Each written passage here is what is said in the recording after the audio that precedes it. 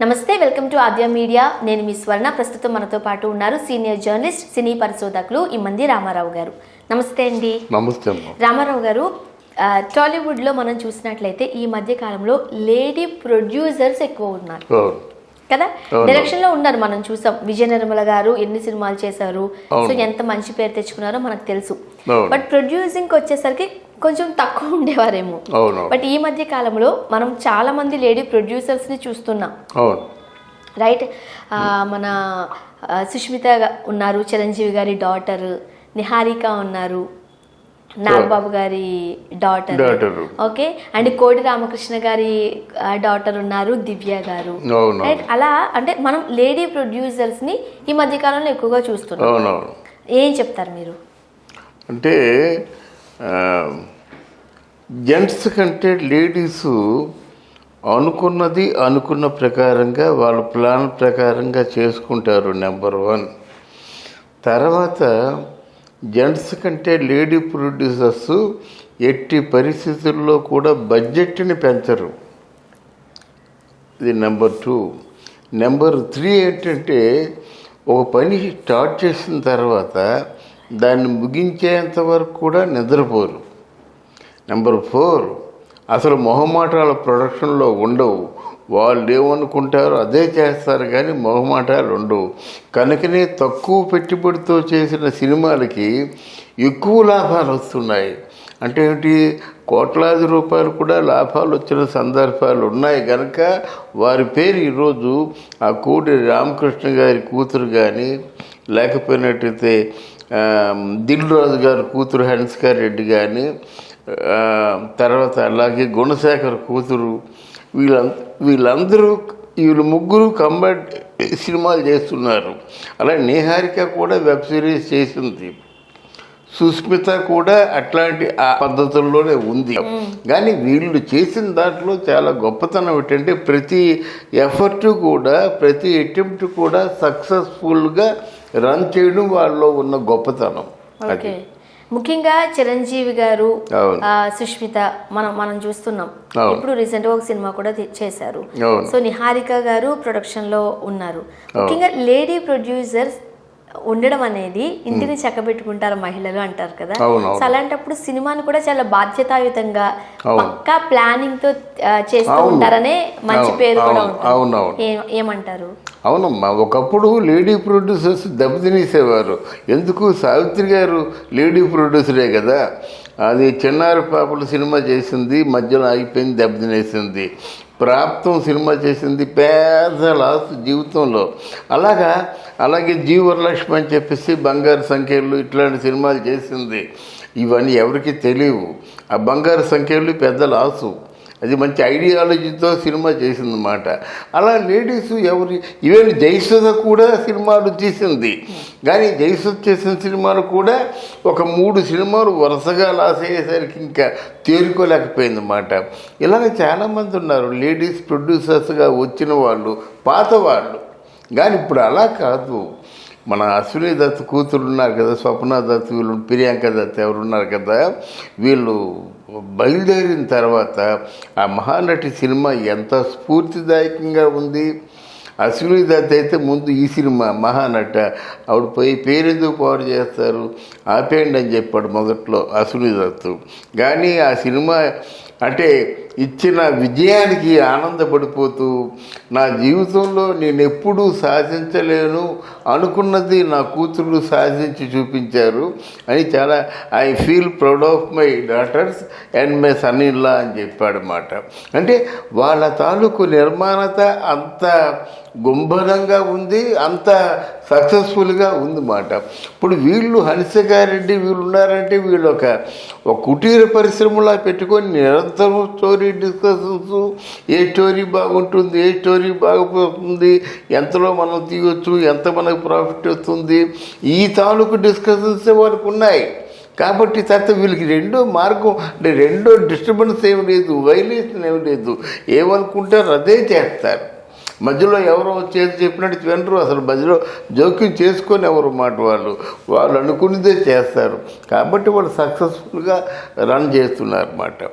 అది చాలా స్ఫూర్తిదాయకం. ఇప్పుడు దీన్ని చూసి ఇప్పుడు చాలామంది ఇప్పుడు లేడీ ప్రొడ్యూసర్స్ వచ్చారు, ఇంకా వస్తారన్నమాట. ఇంకా వస్తారు. దీంట్లో 2 ప్రయోజనాలు. డబ్బులు పెద్ద ఎక్కువ ఇన్వెస్ట్మెంట్ అవసరం లేదు, దీని ఫైనాన్స్ కూడా అవసరం లేదు. ఆల్మోస్ట్ వాళ్ళు ఇప్పుడు చేసిన వాళ్ళందరూ కూడా పాకెట్ మనీతో చేస్తున్న వాళ్ళమాట. అంటే డబ్బులు పోయినప్పుడు కూడా అలా నష్టం లేదు, కానీ ఆ పాకెట్ మనీతో చేసినటువంటి సినిమాలే బ్రహ్మాండమైన కోట్లాది రూపాయల లాభాలు తీసుకొస్తున్నాయి. ఇంకా అంతకంటే ఇన్స్పైరింగ్గా ఇంకేముంటుంది కనుక వాళ్ళు చాలా ఇన్స్పైరింగ్గా అంటే ప్రొడ్యూస్ చేస్తున్నారు. అయితే తెలుగు ఫిల్మ్ ఇండస్ట్రీ అనేది మనకు తెలిసిన విషయమే, మగవాళ్ళ రాజ్యం అంటారు. ఇక్కడ వాళ్ళని ఎదుర్కొని ధీటుగా ముందుకు రావడం అనేది కాస్త కష్టసాధ్యమైన విషయమే. మరి ప్రొడ్యూసర్స్ విషయంలో ఏం చెప్తారు? లేదమ్మా, అది ఎప్పుడూ పోయిందమ్మా. మగవాళ్ళ రాజ్యం, మగవాళ్ళ కంటే ధీటుగా ఉన్నారు. మెయిల్ డామినేషన్ ఎక్కువ కదా మనకి టాలీవుడ్ లో. ఇప్పుడు అలా కాదు కదా. ఇప్పుడు ఆల్మోస్ట్ మీకు బాలీవుడ్లో కూడా చాలామంది టెక్నీషియన్స్ ఆడవాళ్ళే. ఇప్పుడు మేకప్ ఒకప్పుడు మగవాడు తప్ప ఆడవాళ్ళు మేకప్ చేయలేరని చెప్పారు, కానీ ఆ శోభాలత అనే ఒక మేకప్ ఉమన్ను ఒక పెద్ద ఉద్యమం లేవదీసి అసలు ఆడవాళ్ళు కూడా మేకప్ చేయొచ్చని నిరూపించింది. అలా కెమెరా సుహాసిని కెమెరా ఉమన్గా ఉంది, చాలామంది కెమెరా ఉమన్లుగా ఉన్నారు. డైరెక్షన్ బిఏ జయ మరి నిర్మల గారు వీళ్ళందరూ డైరెక్షన్లు అడుగుపెట్టారు. ఇప్పుడు వీళ్ళు ఈ లేడీ ప్రొడ్యూసర్లు అందరూ రేపు సినిమాకి డైరెక్షన్ చేసినా సరే ఆశ్చర్యపోయిన అవసరం లేదు. కానీ మగవాళ్ళ డామినేషన్ ఏముంది, మగవాళ్ళ కంటే లేడీసే బాగా పనిచేస్తున్నారు. ప్రొడక్షను లేడీసే బాగా చేస్తున్నారు. బాహుబలి లాంటి 500 కోట్ల వ్యయానికి ఒక ప్రొడక్షన్ ఎవరు చూస్తున్నారు? ఒక లేడీ, అంటే కీరవాణి గారు వైఫ్ చూస్తుంది, శ్రీవల్లి అని. బాహుబలి లాంటి సినిమాకి కాస్ట్యూమ్స్ ఎవరు చూస్తున్నారు? రమా రాజమౌళి చూస్తుంది, అంటే రాజమౌళి తాలూకు వైఫ్ మాట. అంతంత భారీ సినిమాలకే వారు బాధ్యతలు సక్సెస్ఫుల్గా నిర్వహిస్తున్నారంటే ఇంకెక్కడ మగవాళ్ళ కంటే బాగా చేస్తున్నారు. 500 కోట్ల రూపాయలని ఒక చక్రంలాగా తిప్పుతుందన్నమాట శ్రీవల్లి.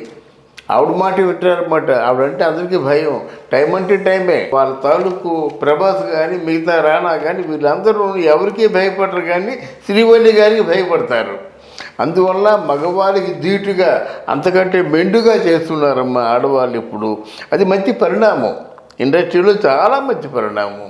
ఓకే, ఇప్పుడు దిల్ రాజు గారు డాటర్ కూడా హన్సికారెడ్డి గారు కూడా ప్రొడక్షన్ లోకి వచ్చేసారు. అయితే ఇప్పుడు దిల్ రాజు గారు లాంటి పెద్ద ప్రొడ్యూసర్ కూతురు కాబట్టి, లేకపోతే గుణశేఖర్ గారు కూతురు మనకి చూస్తున్నాం ప్రొడ్యూసర్ గా, చిరంజీవి గారి 2 కూతుర్లు, ఇటు సుష్మిత కావచ్చు అటు నిహారిక కావచ్చు, ఫ్యామిలీ బ్యాక్గ్రౌండ్ ఉండింది కాబట్టి వీళ్ళు నెగ్గుకు రాగలుగుతున్నారు. అటు మనం రజనీకాంత్ గారి వాళ్ళ కూతురు ఐశ్వర్య గారు కూడా ఇండస్ట్రీలోనే ఉన్నారు, ప్రొడ్యూస్ చేస్తున్నారు. మీరేమంటారు? అంటే ఫ్యామిలీ బ్యాక్గ్రౌండ్ కాదు, వీళ్ళు బిజినెస్ పరంగా వీళ్ళు సినిమాలు చేయాలంటే చాలామంది సినిమాలు చేస్తారమ్మా. కానీ అలా కాకుండా సినిమాని చేసి సినిమాను ప్రమోట్ చేసి మార్కెటింగ్ చేసేందుకు ఇక్కడ వీళ్ళకి అవకాశాలు ఎక్కువ ఉన్నాయి. సపోజ్ హన్సికారెడ్డి సినిమా చేసేసింది, చేసిన తర్వాత దాన్ని ఎవరు ప్రమోట్ చేస్తారు? దిల్ రాజు గారు ఒక పిఆర్ఓ వర్గం, అంటే ప్రమోటింగ్ వర్గాన్ని పెడతాడు. తర్వాత మార్కెటింగ్ చేయడం ఆయన తాను బయర్సే ఉంటారు. కనుక మీకు ప్రమోటింగ్ మార్కెటింగ్ చాలా కష్టం అన్నమాట. ఆ ప్రమోటింగ్కి మార్కెటింగ్కి ఎవరైనా సపోర్ట్గా ఉన్నట్టయితే ఆడవాళ్ళని దాని గురించి ఆలోచించవలసిన అవసరం లేదు. అలా ఇదివరకు 1, 2, 3 సినిమాలు సక్సెస్ఫుల్గా రన్ అయ్యారనుకో, 4వ సినిమాకి దిల్ రాజు గారి తాలకు అవసరం లేదు. వాళ్ళే నేరుగా వస్తారు, హన్సికారెడ్డితో మాట్లాడతారు, ఏమో మీ బడ్జెట్ ఎంత మేము ఇంత ఇస్తాం, కమిట్ అవుతారు. అంటే వాళ్ళకి ఆ కమిట్మెంటు ఆ సినిమా ప్రమోషన్కి మార్కెటింగ్కి వాళ్ళు చేసుకుంటారు. నెక్స్ట్ సినిమాకి వెళ్ళి అంటే వాళ్ళు ఫినాన్స్ చేస్తారు. ఇలా ఉంటుందన్నమాట వాళ్ళ వ్యవహారం. అంతేగాని చాలా మోర్ ప్రాక్టికల్గా ఉంటుందమ్మా. ఆడవాళ్ళు మగవాళ్ళు ఏంటంటే సాయంత్రం వరకు చాలా ఫోర్స్గా ఉంటారు, సాయంత్రం సిట్టింగ్లో కూర్చోగా డ్రాప్ అయిపోతారు. అది నెక్స్ట్ వీక్కి పోస్ట్ పోన్ అయిపోద్ది. కానీ ఆడవాళ్ళు అలా కాదు. రేపు మార్నింగ్ నుంచి షూటింగ్ అంటే 100 అయినా 106 అయినా ఇవాళ మార్నింగ్ నుంచి అందరినీ ఎలా చేస్తారన్నమాట. ఆ విధంగా వర్క్ చేస్తారు కనుక వాళ్ళు సక్సెస్ఫుల్గా రన్ అవుతారు. మగవాళ్ళు ఏంటంటే అప్పటికప్పుడే డివైడ్ అయిపోతారన్నమాట. రేపు నుంచి ఎందుకు చేసుకోవడం, కొంచెం ఇవన్నీ సమకూరాక చేసుకుందాం అనుకుంటారన్నమాట. సమకూరడం ఎప్పుడూ సమకూరము అంటే వారం రోజులైనా అలాగే ఉంటుంది, నెల రోజులైనా అలాగే ఉంటుంది. అంటే మగవాళ్ళకి ఆడవాళ్ళకి మధ్య ఉన్న తేడా ఏంటంటే ఆడవాళ్ళు నిద్రపోరు, మగవాళ్ళు ఏమో పోస్ట్ పోన్ చేస్తారన్నమాట. ఎవరైతే పోస్ట్ పోన్ చేస్తారో జీవితంలో ఏమీ సాధించలేరు. అది పక్కా మాట. Thank you so much. Thank you very much.